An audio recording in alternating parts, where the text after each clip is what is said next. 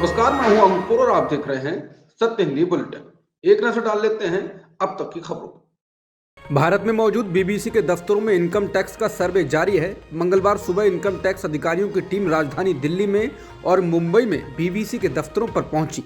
BBC कार्यालय में जांच के दौरान इनकम टैक्स डिपार्टमेंट द्वारा वहां मौजूद कर्मचारियों के फोन ले लिए गए।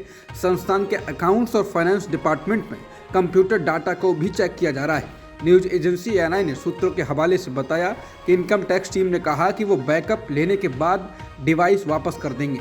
इसको लेकर बीबीसी की प्रतिक्रिया आई है। बीबीसी ने ट्वीट कर कहा कि इनकम टैक्स अधिकारी इस समय नई दिल्ली और मुंबई में बीबीसी कार्यालयों में मौजूद हैं। हम पूरा सहयोग कर रहे हैं। हम उम्मीद करते हैं ये स्थिति जल्द से जल्द सुलझ जाएगी। विपक्षी नेताओं ने मंगलवार को केंद्र पर निशाना साधते हुए कहा कि सरकार बीबीसी के पीछे पड़ी हुई है। कांग्रेस महासचिव संचार प्रभारी जयराम रमेश ने कहा, यहां हम अडानी मुद्दे पर जेपीसी की मांग कर रहे हैं, लेकिन सरकार बीबीसी के पीछे पड़ी है। विनाश काले विपरीत बुद्धि। कांग्रेस ने एक ट्वीट में कहा, पहले बीबीसी की डॉक्यूमेंट्री आई, उसे बैन किया गया। अब बीबीसी पर आईटी का छापा पड़ गया है। अघोषित आपातकाल। जम्मू कश्मीर के पूर्व मुख्यमंत्री और पीडीपी नेता महबूबा मुफ्ती ने सरकार की आलोचना करते हुए कहा, बीबीसी कार्यालय पर छापे का कारण और प्रभाव बिल्कुल स्पष्ट है। सच बोलने वालों को सरकार बेशर्मी से परेशान कर रही है, चाहे वो विपक्षी नेता हों, मीडिया, कार्यकर्ता या कोई और।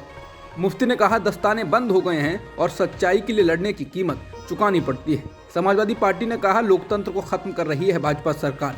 दिल्ली में बीबीसी के ऑफिस पर आयकर विभाग की जबरन छापेमारी बेहद निंदनीय है। क्या भाजपा सरकार हर आवाज को दबाना चाहती है जो उनके या उनके नेताओं के उत्पीड़न के विरुद्ध मुखर होगा?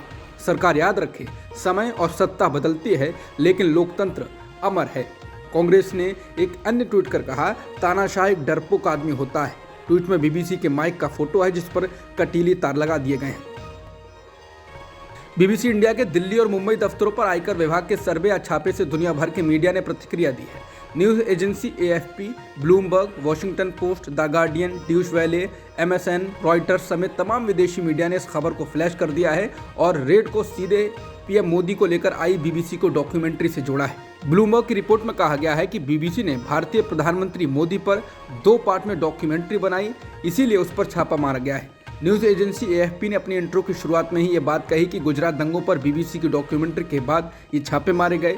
न्यूज एजेंसी एएफपी ने मंगलवार को बीबीसी पर छापे के बाद नागरिक अधिकार कार्यकर्ताओं के हवाले से कहा कि मोदी के कार्यकाल में दुनिया के सबसे बड़े लोकतंत्र में प्रेस की आज़ादी को नुकसान पहुंचा है। इसके साथ ही विदेशी मीडिया एक बार फिर से गुजरात दंगों, पीएम मोदी और भारतीय लोकतंत्र को लेकर टिप्पणियां करना शुरू कर चुका है। बीबीसी पर रेड के तुरंत बाद बीजेपी ने बीबीसी पर निशाना साधा। बीजेपी ने बीबीसी को दुनिया का सबसे भ्रष्ट संगठन बताया है। उसने कहा कि बीबीसी पूरे विश्व की सबसे भ्रष्ट और बकवास कॉरपोरेशन है। उसने कांग्रेस पर हमला करते हुए कहा वो भारत विरोधी बयानों का समर्थन करती है। भाजपा के राष्ट्रीय प्रवक्ता गौरव भाटिया ने संवाददाता सम्मेलन में कहा, अगर कोई कंपनी या संगठन भारत में काम कर रहा है तो उन्हें भारतीय कानून का पालन करना होगा। अगर आप कानून का पालन कर रहे हैं तो आप क्यों डर रहे हैं? आईटी विभाग को अपना काम करने दिया जाना चाहिए। बीबीसी का प्रोपेगेंडा कांग्रेस के एजेंडे से मेल खाता है। भाटिया ने कहा, बीबीसी दफ्तरों में आयकर विभाग के चल रहे सर्वे पर राजनीतिक प्रतिक्रियाएं आ रही हैं। कांग्रेस हो, टीएमसी हो या सपा, ये सभी भारतीयों के लिए चिंता का विषय है। पहले कांग्रेस को समझने की जरूरत है कि देश संविधान के अनुसार चलता है। ये मोदी सरकार है। जांच एजेंसियां अब पिंजरे में बंद तोता नहीं है, वो अपना काम कर रही हैं। भारत में काम करने वाली कोई भी एजेंसी, चाहे मीडिया फर्म हो या कंपनी, उसे भारतीय कानूनों का पालन करना होगा। अगर कुछ गलत नहीं किया है तो डर नहीं होना चाहिए। अडानी ग्रुप पर हिंडनबर्ग रिपोर्ट और कांग्रेस नेता राहुल गांधी के आरोपों पर केंद्रीय गृह मंत्री अमित शाह ने पहली बार बयान दिया है। अमित शाह ने न्यूज एजेंसी एएनआई को दिए गए इंटरव्यू में कहा कि इस मामले में बीजेपी के पास छिपाने या डरने के लिए कुछ भी नहीं है। न्यूज एजेंसी एएनआई को दिए इंटरव्यू में अमित शाह ने कहा, कांग्रेस अदालत क्यों नहीं जाती? कांग्रेस ने पेगासस पर भी इसी तरह के फर्जी आरोप लगाए थे।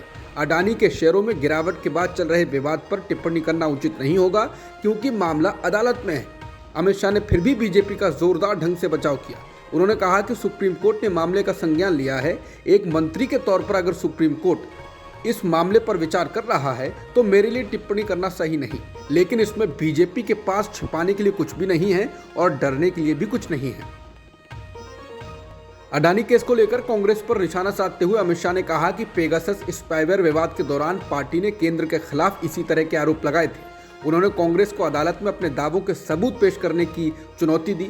शाह ने कहा कि वो अदालत क्यों नहीं जाते। जब पेगासस का मुद्दा उठाया गया था, मैंने कहा था कि सबूत के साथ कोर्ट जाओ, लेकिन उन्होंने ऐसा नहीं किया। वो सिर्फ शोर मचाना जानते हैं। कोर्ट तो हमारे कब्जे में नहीं है। वहीं अडानी और मोदी के रिश्तों को लेकर राहुल गांधी और मल्लिकार्जुन खड़गे के संसद के भाषण को हटाए जाने पर अमित शाह ने कहा, यह पहली बार नहीं है जब संसद में किसी की टिप्पणी को हटाया गया हो। संसद की कार्यवाही का इतिहास इस बात को स्पष्ट रूप से दिखाता है। संसद संसदीय भाषा का इस्तेमाल करते हुए नियमों के तहत चर्चा करने का स्थान है। कांग्रेस ने दावा किया है कि राहुल गांधी के विमान को सोमवार देर रात हवाई अड्डे पर उतरने की अनुमति नहीं दी गई। कांग्रेस का कहना है कि राहुल प्रयागराज जाने वाले थे और आज श्री काशी विश्वनाथ मंदिर में पूजा अर्चना करने का कार्यक्रम भी था, लेकिन अधिकारियों ने उनके विमान को उतरने नहीं दिया। इस आरोप से हवाई अड्डे के अधिकारियों ने इनकार किया है। कांग्रेस के वरिष्ठ नेता अजय राम ने मंगलवार को आरोप लगाया कि राहुल गांधी के विमान को केरल के वायनाड से लौटने पर यहां बाबत हवाई अड्डे पर उतरना था। पीटीआई से राय ने कहा, वो और पार्टी के अन्य नेता अपने नेता की अगवानी के लिए हवाई अड्डे पर मौजूद थे, लेकिन उनके विमान को अंतिम समय पर उतरने नहीं दिया गया। इसके बाद राहुल गांधी राष्ट्रीय राजधानी दिल्ली लौट गए। एएनआई की रिपोर्ट के अनुसार अजय राय ने आरोप लगाया कि हवाई अड्डे के अधिकारियों ने इसलिए अनुमति नहीं दी क्योंकि वो दबाव में थे और उन्होंने राष्ट्रपति द्रौपदी मुर्मू की यात्रा को बहाने के रूप में इस्तेमाल किया। समाजवादी पार्टी के नेता आजम खान किसी न किसी केस में लगातार फंसते रहे हैं। अब यूपी की एक विशेष अदालत ने आजम खान और उनके बेटे अब्दुल्ला आजम खान को 15 साल पुराने एक मामले में 2 साल की सजा सुना दी और 3-3 हज़ार रुपए का जुर्माना लगाया है, जिसके बाद अब्दुल्ला की विधायकी पर भी खतरा मंडराने लगा है। अब्दुल्ला स्वार सीट से विधायक है। ये सजा सोमवार को सुनाई गई। हालांकि दोनों को कोर्ट से जमानत भी मिल गई।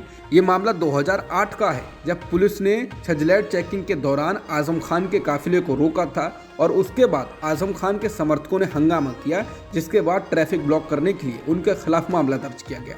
इंडियन एक्सप्रेस के अनुसार मुरादाबाद में पुलिस जांच के लिए उनकी कार को जब रोका गया था, उसके बाद दोनों नेताओं ने 2 जनवरी 2008 को इसके विरोध में ट्रैफिक ब्लॉक कर दिया था। बता दें, 2017 में बीजेपी के सत्ता में आने के बाद से आजम खान के खिलाफ 83 केस और उनके बेटे अब्दुल्ला आजम के खिलाफ 41 मामले दर्ज किए गए हैं।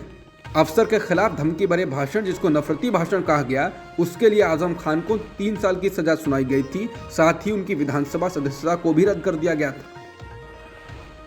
यूपी के कानपुर में बुलडोजर एक्शन के विरोध में एक मां बेटी की आग में झुलसकर मौत हो गई।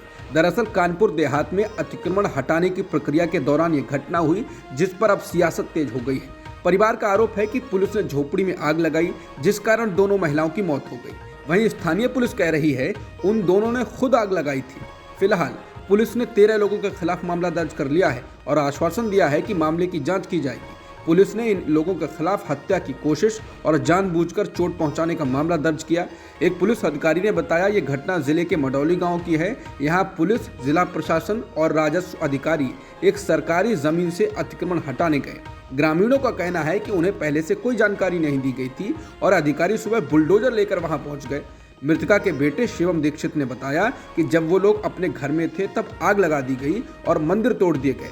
उन्होंने जिला मजिस्ट्रेट पर भी आरोप लगाया कि वो वहीं मौजूद थे, लेकिन उन्होंने कुछ किया नहीं। अब तक की खबरों में इतना ही। बाकी खबरों के लिए बने रह सकते हैं आप सत्य हिंदी के साथ। नमस्कार।